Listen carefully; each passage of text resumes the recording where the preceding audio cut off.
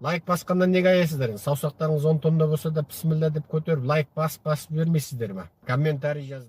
Европа вооружается, НАТО вооружается, Америка увеличила свой военный бюджет более чем на 100 миллиардов долларов. И Америка в лице Трампа все-таки приняла ключевое решение, начала бить по Ирану. Что это значит? О чем это говорит? Это значит, что и Америка, и Европа окончательно уже не просто дипломатически определились, они определились уже по действиям. Они открывают финансирование, и Путин сейчас находится под прицелом. Нигде в международных отчетах вы не видите, что собирается НАТО или Украина или Европа объединенная уничтожать режим Путина. Этого нет. Но вчера не было такого решения и по Ирану. Более того, Трамп заявил, что он требовал от Нетаньяху, чтобы не убивали аятолла Хаминеи.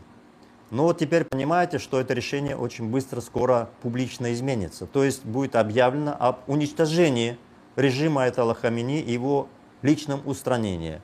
Следующий этап – это Путин.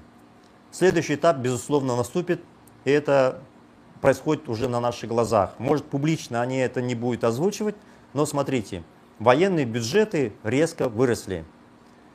Страны Европы и НАТО вооружаются. Публично объявлено об усилении финансирования Украины. Украина воюет против России. А значит, все эти ресурсы направлены на что? На уничтожение агрессора. И эта война в любом случае приведет к поражению России. Вспомните в 1917 году, что было, когда экономика падала. А сейчас в России это происходит. Я сегодня публиковал ряд постов. Сокращение рабочих мест, уменьшение заработных плат, уменьшение размера бюджета страны. Вот все эти санкции долгосрочные, они начали срабатывать. И вот, собственно, сейчас ближайший союзник фактически нивелирован России. Это Иран, ближайший союзник. И будет шаг за шагом зажим Путина. А в 2017 году, вы помните, вот эта война России против Германии, там был альянс такой. В итоге вот эта война привела к тому, что и в Германии была революция, Германия проиграла эту войну, Россия проиграла войну. Германия подписала в 2020 году здесь в Париже Версальский так называемый договор, который обозначил механизмы поражения, собственно, самой Германии. И вот сейчас, вот теперь уже и Европа, и Америка развернулись, и поставлена цель уничтожения режима Путина. Соответственно, это, безусловно, приведет к развалу России.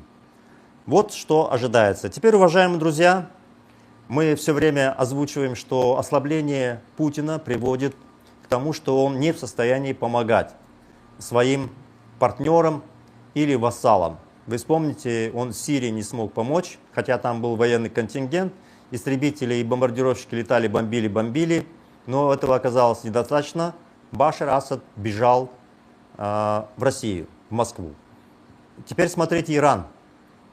С Ираном Россия подписала различные договора о военном сотрудничестве, экономическом сотрудничестве. То есть это был альянс и с Китаем, и с Ираном со стороны России. Вот, пожалуйста, ударили по Ирану, Путин ничего не смог сделать, кроме заявлений. То есть фактически вот то, что я озвучиваю, что режим Путина ослаб и не в состоянии помогать никому, вот мы видим на практике уже второй случай.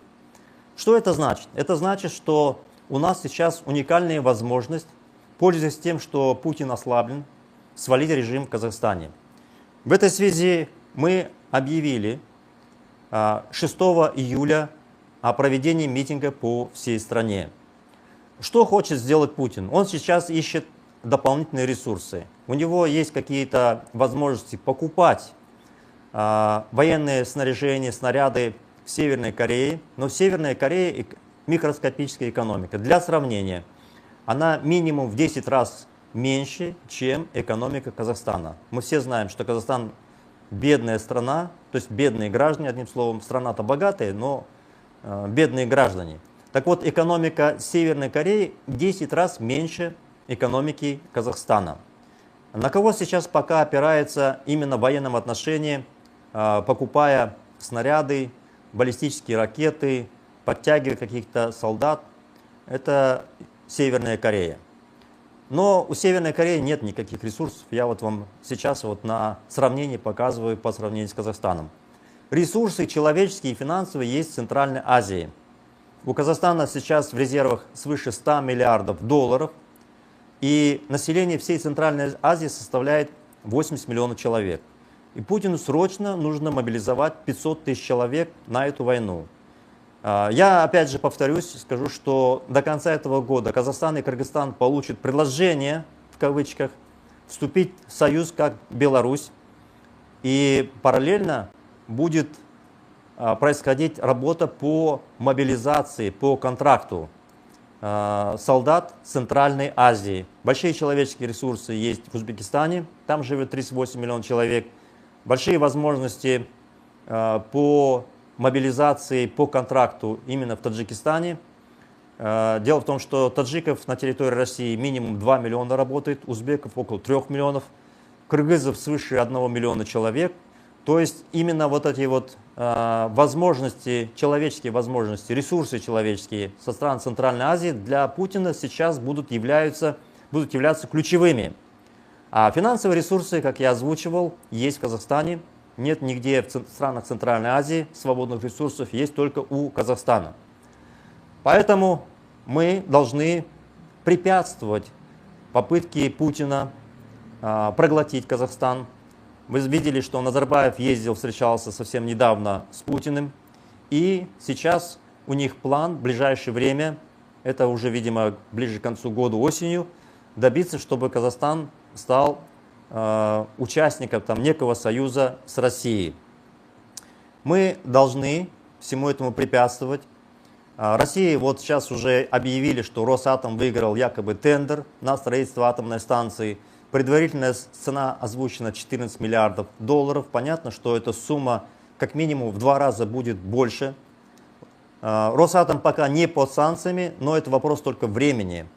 И Росатом, кстати говоря, приостановил строительство атомной станции в Турции. Тоже сами финансировали, сейчас у них разные проблемы из-за санкций, они приостановили временно строительство атомной станции в Турции. И очевидно, что те средства, которые якобы будут инвестированы в строительство атомной станции, значительная часть просто уйдет на финансирование войны России против Украины.